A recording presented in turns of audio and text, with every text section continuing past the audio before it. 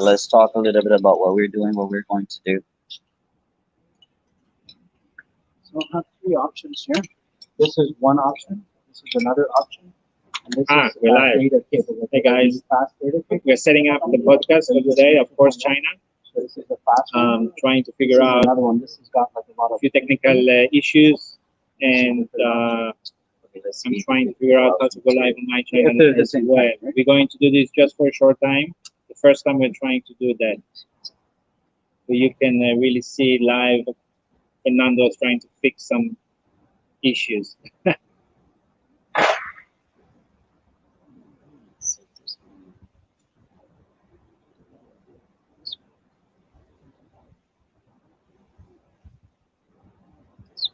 Is it live on Of Course China already? Yeah. Yes. Should be going live on the first. So if you are not subscribed to Of Course China yet, go to Of Course China channel and subscribe.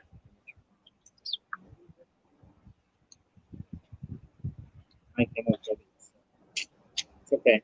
Just do it in those channels.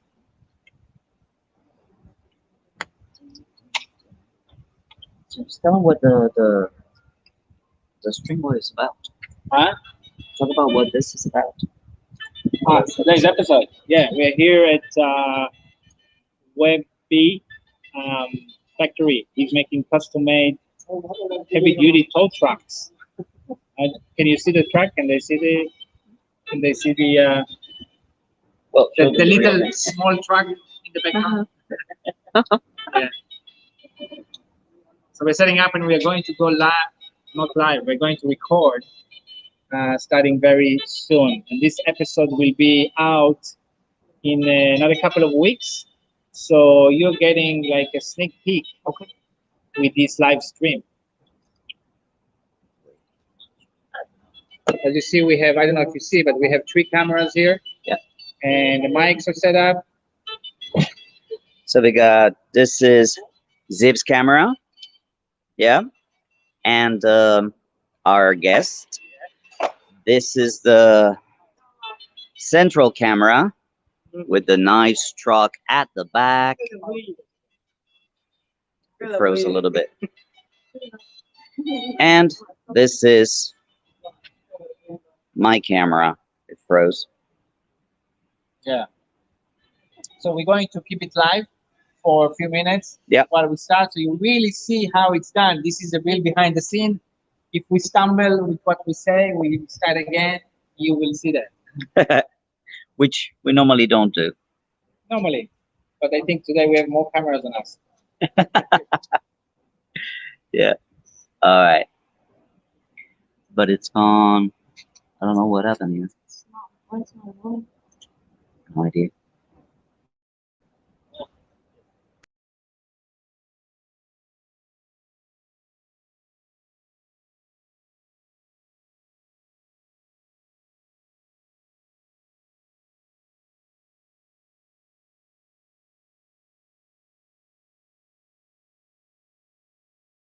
Okay. Good. Yes, these are American trucks. Yep.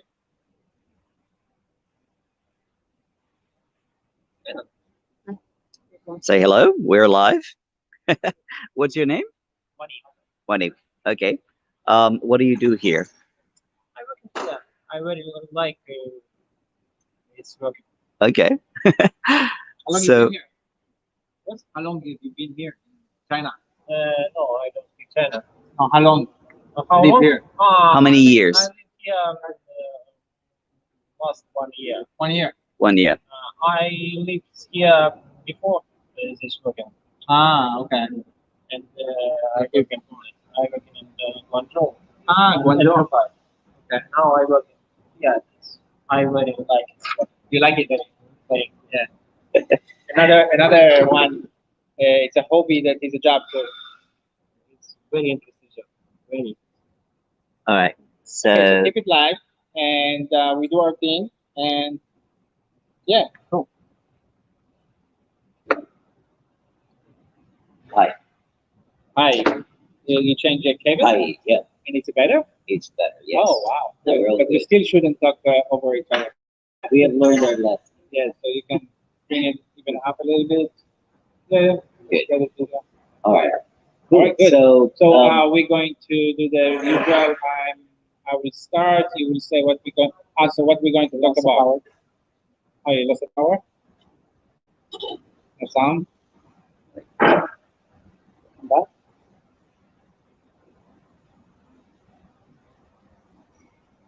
I think I plugged it this way.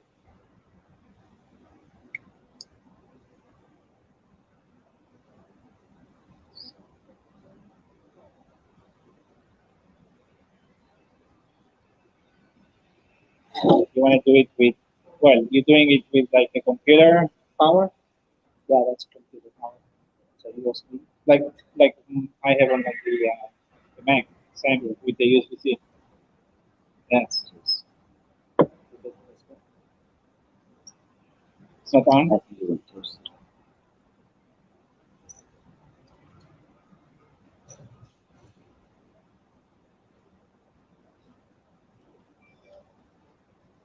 Yep.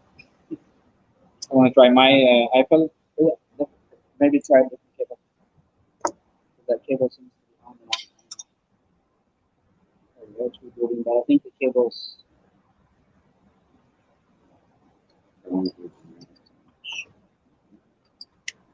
Yeah, the moment I touch it, The cable. it's the cable. Cable's fine. Okay, try this. let's see. I think if I keep it like this,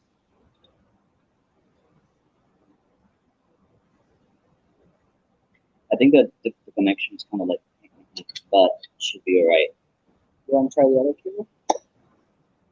Let's keep the headphones on and let's see Yeah. what happens. I'll monitor it. All right. So, Okay, so I will Webby, Webby, Webby, yeah, from Canada. so this is basically, guys, this is how it goes. My wife is coordinating with the switcher, so she starts recording. 1, 2, 3, go. Right. Now I start recording the audio. I clap. What? Hi, Hello, welcome to of course. China.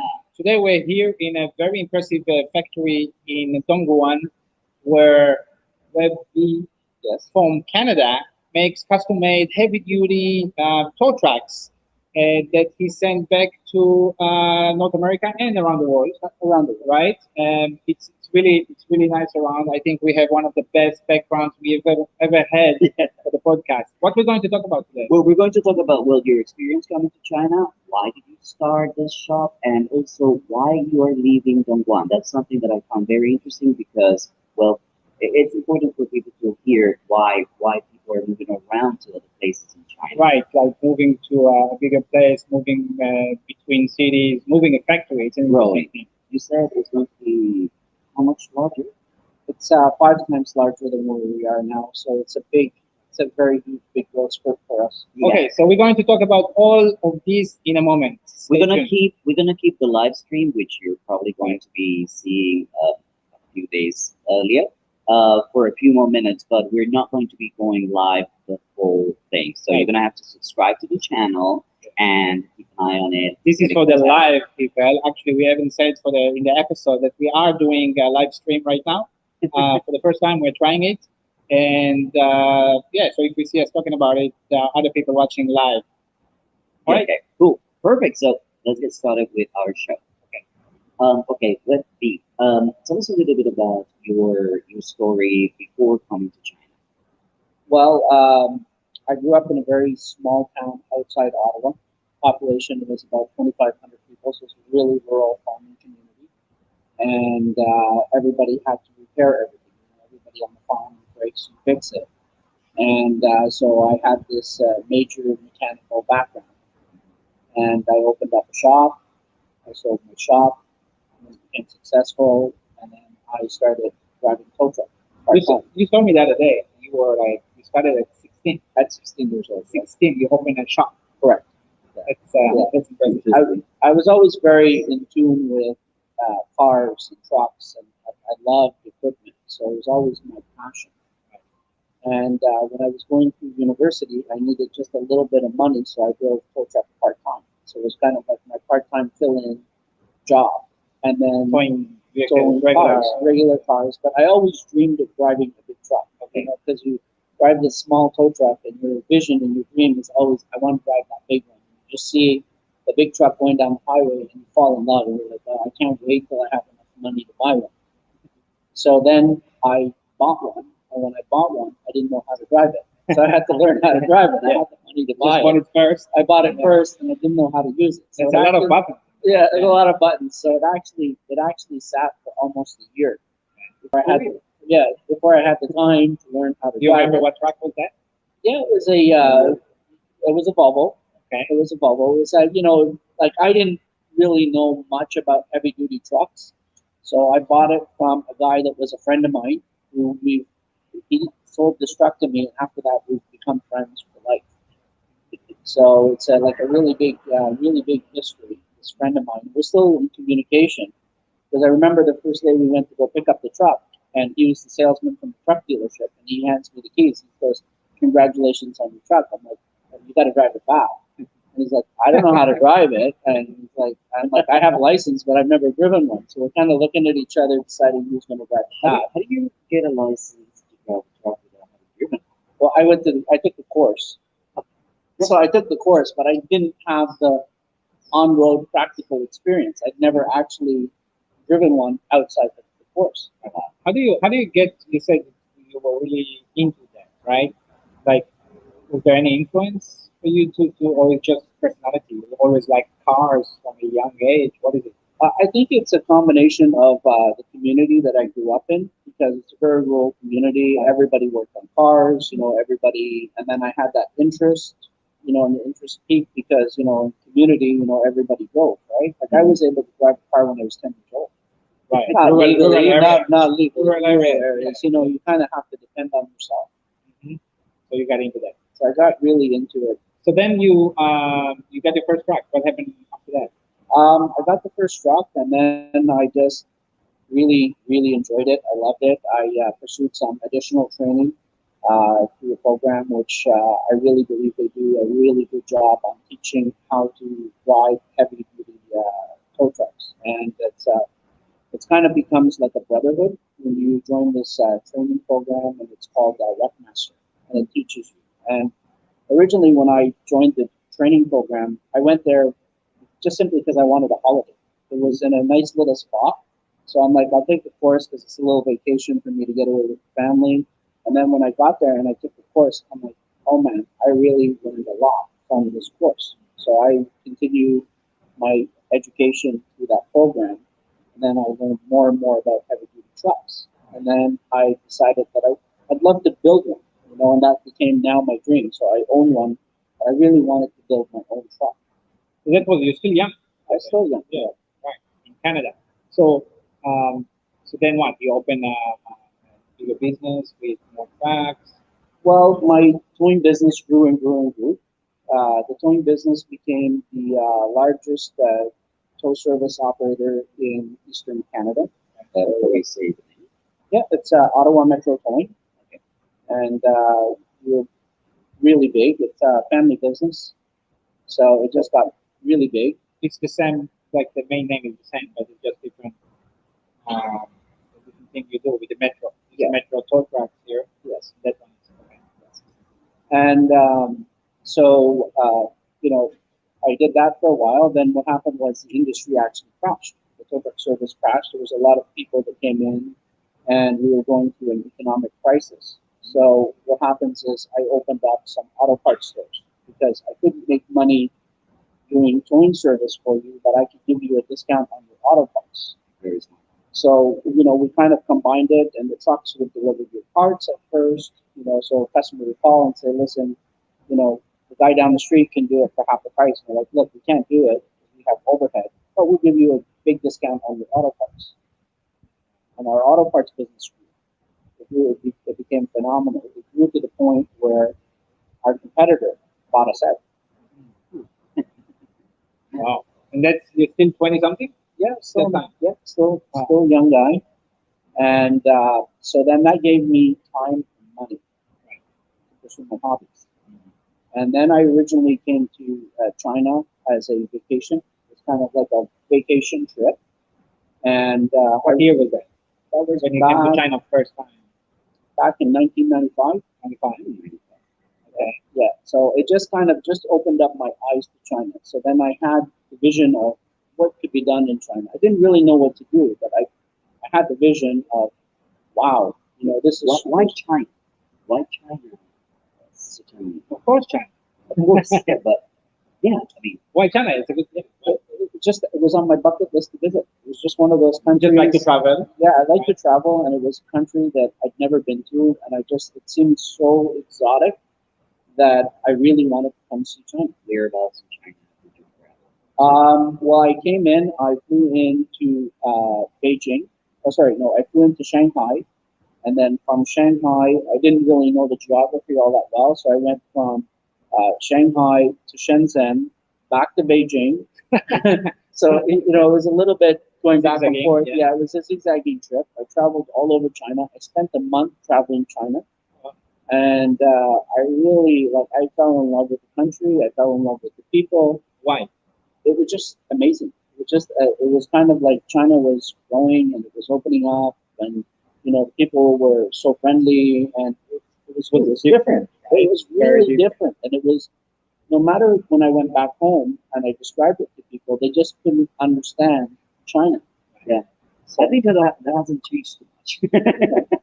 You mean the fact that people can't understand China Yes, people before who they have come? never been to China, it doesn't register. Like I would say, we would not talk. Yeah. We didn't. Mhm.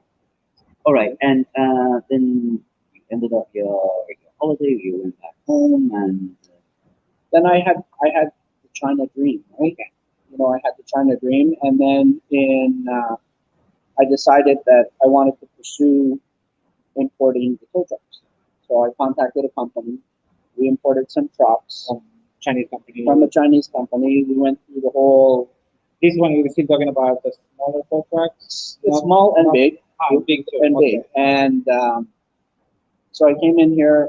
I ordered the trucks.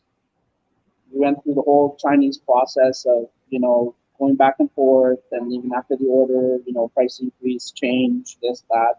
And for me, I was just so happy to get my trucks. And then when I got the trucks, it didn't work. oh my god, I was going to ask how was the quality. Yeah, so it didn't work. So what we did is we went back and then we asked the company to send some staff, and we would teach them how to build tow trucks. Because Where was that company? Do you remember? China. It's here in Guangdong. Yeah, it's in Guangdong. And so they didn't think we could get the visas. So we approached the Canadian government. We explained the situation that we had, and we were actually a very big toll provider in our city. Ottawa is the capital of Canada. There's a lot of government there, so we went to the government, we talked to them, and we were able to get work visas. So they were very, at that time it was early 2000s, so it was really difficult to get a visa to Canada. So when we came to the company and said, look, we'll bring these people to Canada to teach them and try and repair these trucks, and they're like, yeah, if you could do it, go ahead. And we did it. So then they're like, oh, what do you mean? You're taking our staff to Canada. And so we did. We took the staff to Canada for 6 months. 6 months. 6 months, yeah. And they had a phenomenal time. So we kind of introduced them to Canadian culture. We took them skiing, we took them skating, we took them to Niagara Falls because they came in the fall and they left near the end of the spring. So this is a factory that makes tow trucks in Guangdong, and you already basically operated with them very closely Very closely by bringing people for 6 months. for 6 months. So how many people? Sorry, did you bring to them? 12 people. 12 people. Yeah, so it was a big expense. First time for them to go First out time of China. outside of China, right? And at that time was in the early 2000s, right? So leaving China was something incredible for people. It was just not something that just didn't happen, right? What's on your expense? Yeah, we paid all the expenses. Why? What was the goal? Well, we bought. We have a very prestigious towing company, and we bought these trucks. They didn't work, so we had a lot of egg on our face. But we went back to our traditional suppliers who said, you bought from China. See, See you later. don't bother us. So we kind of got stuck in a jam. So we had to try and make these work. And when you own a fleet, you turn over your trucks every so many years. So we're just like, okay, look, even no matter how bad they are, as long as we can get them to work for a short period of time, we'll just get rid of them after. But what's interesting for me is that instead of saying, "Oh, screw this," and go buy from another country or whatever, people were You stuck with finding, China. yeah, you stuck with China. You're trying to find a way to make this work. Well, I mean, I really enjoyed China. I enjoyed coming to China. For me, it was a pleasure. It was exciting. It was an adventure, right? And it was just like, this is just a hurdle in the road, because my vision was that we could have this really big, long-term cooperation, and I had this dream of building, my own custom tow trucks. So, I was just following my dream and my passion, and the company was just there to facilitate that dream, but they didn't have the knowledge that I wanted. So I'm like, okay, what's the big deal? I'll help you get the knowledge. What was the reaction? Sorry, what was the reaction of the factory itself? Let me tell you. For example, I have a training center. I have a teacher. If somebody else comes and says like, "Oh, really? Your teacher's all trained," I'm like, why? I mean, what was their reaction Well, when you told them this? well, they were amazed because they knew their product wasn't very good. Okay. So for them, it was exposure, and they didn't need to pay anything. So so they sent two engineers, they sent a bunch of technicians, so they sent a bunch of different people to learn the process. When you say they didn't work, I mean, it's not like they couldn't Start. right? What do you mean? Well, normally it's just the equipment. So the equipment wouldn't match to our North American chassis, and the hydraulics had issues. Okay. So there was a lot of they were not a functional product that we could put on the road. Standards. And you thought that this could be fixed, but they need to fix it from the root. Correct. So what we wanted to do is the vision was this is long term. So we want to teach you. Okay, we have a problem here, but we want to teach you how to make it better. Let's make it better. Let's not worry about anything else. We'll make it better, and it doesn't matter what the cost is. Because it's just a learning experience. Long term for you, long term Yes. vision. So this factory, was- were they already exporting to other countries? Those trucks? They were just starting Ah, to export, so they were just in the beginning, in the early stages of doing exports. They were selling domestically in China, Right. and they were considered like a very famous brand in China. But the standard between China and North Right. America and the rest of the world is quite different. Okay, I want to take a very, very short break so that we can end our live Live stream. stream. So remember, guys, if you want to see the end of this show, I want you to please subscribe to our channel of Forest China. It's going to be out in a couple of days. So now my lovely wife and assistant is going to press the end broadcast. On there, yeah. Can you pass me the phone? This is the first time we're doing And- this. Give it to me. This is good. And hopefully your friends from back home that went to subscribe are actually watching well- this. It's All right, so say goodbye Watch the episode. and